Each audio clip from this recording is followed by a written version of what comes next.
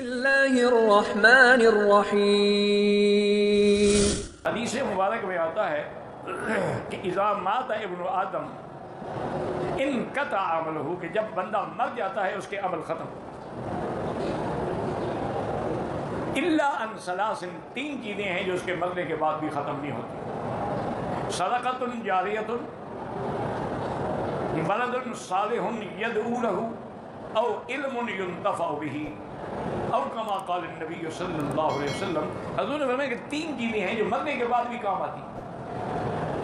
ایک چیز تو یہ ہے کہ صدقۃ جاریۃ، وہ اپنی زندگی میں کوئی صدقہ ایسا بنا گیا جو جاری ہے۔ کیا معنی؟ کنواں بنا گیا، پانی کا انتظام کر گیا، مسجد بنا گیا، ہسپتال بنا گیا، کوئی سرائے بنا گیا، یتیم خانہ بنا گیا، یعنی کوئی بنیاد رکھ گیا، وہ جب تک چلے گی اس کو ثواب ملے گا۔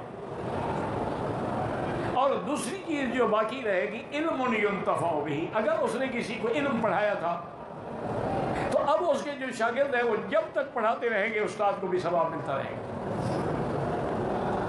اور تیسری چیز یہ ہے کہ ولد صالح، اگر نیک اولاد چھوڑ گیا تو اس کے لیے وہ اولاد جب دعائیں مانگتی ہے تو اس کا بھی اس کو صلہ ملتا رہے گا۔ تو ہمیشہ یاد رکھیں یہ ساری چیزیں جب تک رہیں گی اس کو ثواب ملتا رہے گا۔ تو اللہ تبارک و تعالیٰ سے اسی لیے آدمی دعا مانگتا ہے کہ ربنا ہب لنا من ازواجنا وذریاتنا قرۃ اعین، یا اللہ وجعلنا للمتقین اماما۔ کیا معنی؟ یہ تھوڑا ہے کہ متقی لوگ جو میں ان کا امام بن، معنی یہ ہے کہ میری اولاد کو متقی بنا دے، میرے خاندان کو متقی بنا دے تاکہ میں ان کا بڑا بنوں۔ اس لیے انشاءاللہ ثم انشاءاللہ کہ ایک واقعہ آتا ہے، وہ روایت تو اسرائیلی ہے، اس کا کوئی اعتبار تو نہیں ہے، لیکن کتابوں میں فائدے اور افادے کے لیے علماء لکھ دیتے ہیں کہ ایک آدمی جو ہے وہ مر گیا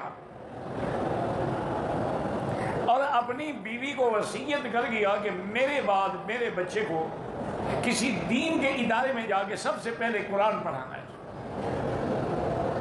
اور میں بھی آپ کو مشورہ دیتا ہوں جن کو اللہ نے اولاد دی ہے، اگر اپنے بچوں کو سب سے پہلے قرآن پڑھائیں اور قرآن یاد کرائیں نا تو انشاءاللہ وہ ہر میدان میں سب سے آگے نکل جاتے ہیں۔ یہ بالکل یعنی ایک نہیں بلکہ سینکڑوں علماء کا تجربہ ہے۔ مثلاً ایک بچے کو تم نے نرسری میں ڈالا ہے، ایک کو تم نے مدرسے میں ڈالا ہے، جس نے قرآن حفظ کیا، حالانکہ اس کو تو 5 سال لگ گئے ہیں نا، 5 سال پیچھے ہو گیا، وہ 5 سال آگے جا رہے ہیں، لیکن جب یہ میدان میں آئے گا سب کو پیچھے چھوڑ جائے گا۔ قرآن پاک کی برکت ہوتی ہے، اللہ سینے کھول دیتا۔ تو اس لیے اپنی اولاد کو ہر حال میں، اور کم سے کم اتنی تو آپ کو امید ہوگی نا کہ میرے بعد میری مغفرت کی دعا کرے گا۔ اگر تم نے اس کو انگریزی پڑھائی تو انشاءاللہ وہ بھی ٹاٹا کرے گا، اور کیا کرے گا، اس کو آتا ہے اور کچھ، وہ بھی کہا ٹھیک ہے گڈ بائی بیبی ٹاٹا، تم جاؤ اور جہنم جانے میں جا رہا ہوں۔ اس کو کیا ہے؟ اس کو پتہ ہی نہیں کہ فاتحہ کیا ہے، اس کو پتہ ہی نہیں کہ دعا کیا ہوتی ہے، نہ کبھی تم نے سکھائی ہے۔ تو اصل میں وہ والدین بھی گناہ گار ہیں جو بچوں کو دین نہیں سکھاتے۔ یہ نہیں ہے کہ بچے گناہ گار ہیں، تم نے جدھر لگایا ادھر لگ گئے۔ تو اس لیے یاد رکھیں کہ اگر تو اس نے وصیت کی اپنی بیوی کو کہ میرے مرنے کے بعد میرے بچے کو مسجد میں لے جانا۔ اللہ کی شان یہ ہے کہ اس کو قبر میں عذاب ہو رہا تھا، وہ بچہ مسجد میں آیا، استاد نے شروع کرایا بسم اللہ الرحمن الرحیم۔ اب بیچارہ بچہ ہے توتری زبان میں بسم اللہ بسم اللہ بسم اللہ پڑھ رہا ہے۔ اللہ نے فرشتوں کو حکم دیا کہ اس کے باپ پر جو عذاب ہو رہا ہے بند کر دو۔ یا اللہ کون سی نیکی؟ اور نے کہا میری رحمت کا یہ تقاضا نہیں ہے کہ اس کا بیٹا بسم اللہ پڑھے میں باپ کو عذاب دوں۔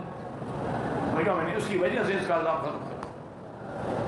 یہ تقریباً کوئی میلسی یا کروڑ پکے کے علاقے کا واقعہ ہے، اللہ عالم، یعنی ہے اسی علاقے کا۔ ایک آدمی تھا، جاہل تھا، مطلق جاہل، مر گیا، جنازہ ہوا، دفن ہو گیا۔ اس کے ساتھ جو قبر تھی، اللہ کی شان یہ ہے کہ کوئی بارش آئی، کوئی سیل آیا، سیلاب آیا، تو وہ قبریں جو تھی نا جی وہ پھٹ گئیں اور بیٹھ گئیں۔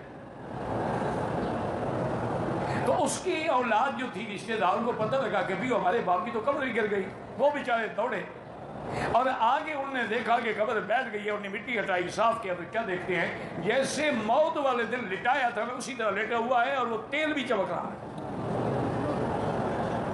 اور اس کا کفن بھی نہیں پھٹا۔ وہ حیران ہو گئے، ساری بستی میں بات کھل گئی، ساری دنیا اکٹھی ہو گئی، سب نے دیکھا۔ بہرحال اس کے بعد اس کو دوسری جگہ پر قبر میں دفن کر دیا گیا۔ تو وہاں کے جو مسجد کے عالم تھے، بزرگ تھے، وہ اس کی بیوی کے پاس گئے، انہوں نے کہا کہ بیٹی تمہارے خاوند کا اللہ نے ایسا ماشاءاللہ خاتمہ دکھایا ہے کہ ہم نے آنکھوں سے دیکھ لیا کہ بالکل 2 سال گزر گئے، کفن بھی پھٹا نہیں ہے، اور معلوم یہ ہوتا ہے کہ ابھی یہ تیل لگاؤ کہ کنگھی دے کے سویا ہے۔ اس کا عمل کون سا ایسا تھا؟ وہ بیچاری بھی جاہل تھی۔ انہوں نے کہا مولوی صاحب میں تو خود جاہل عورت ہوں، یہ تو بالکل ان پڑھ تھا، یہ جمعہ کی نماز پڑھنے کے لیے یہاں سے 3 4 5 میل آگے ایک شہر ہے، وہاں جاتا تھا بڑی مسجد میں، اور وہاں سے جب یہ واپس آتا تھا نا تو قاعدے جو ہے نا اللہ با والے، اور اس کے بعد پہلا پارا جو ہے یہ بازار سے لے کے آتا تھا اور مدرسے میں جا کے بچوں کو دے دیتا تھا، اور بچے تو آپ کو پتہ ہے بچے ہوتے ہیں نا، وہ تو پھاڑ دیتے ہیں، اگلے ہفتے ہی پھر اور لے آتا تھا۔ بس میں نے یہ عمل کو دیکھا ہے، اور انہوں نے کہا بیٹی اسی قرآن کی یہ برکت ہے کہ آج تیرے خاوند کو اللہ نے یہ مقام عطا فرمایا۔ تو اس لیے ہمیشہ یاد رکھیں کہ اولاد صالح ہو یا آدمی نے کسی کو علم پڑھایا ہے۔ آج آپ دیکھیں کہ حافظ ابن کثیر رحمۃ اللہ علیہ دمشق میں تھے، امام بخاری بخارا میں تھا، امام ترمذی ترمذ میں تھا، امام مسلم نیسابور میں تھا، امام ابو حنیفہ بغداد میں تھا، صدیاں بیت گئیں، لیکن روز ہر جگہ رحمۃ اللہ علیہ رحمۃ اللہ علیہ۔ کون سا مدرسہ ہے، چاہے وہ کسی مسلک کا بھی مدرسہ ہو، فوراً نام لیں گے امام ابو حنیفہ رحمۃ اللہ علیہ، امام شافعی رحمۃ اللہ علیہ، حالانکہ کسی نے دیکھا بھی نہیں۔ آدمی اپنے ماں باپ کو بھی یاد نہیں کرتا، تو ان کے اس علم کی برکت ہے کہ وہ فیض قیامت تک جائے۔ اسی لیے ہے کہ العلماء ورثۃ الانبیاء، حضور نے فرمایا کہ عالم جو ہے نا میرے وارث صرف وہی ہے، کیونکہ ہمارا ورثہ مال نہیں ہوتا، دینار نہیں ہوتے، درہم نہیں ہوتے، علم ہوتا ہے، تو جنہوں نے علم حاصل کیا انہوں نے ہماری میراث حاصل کی۔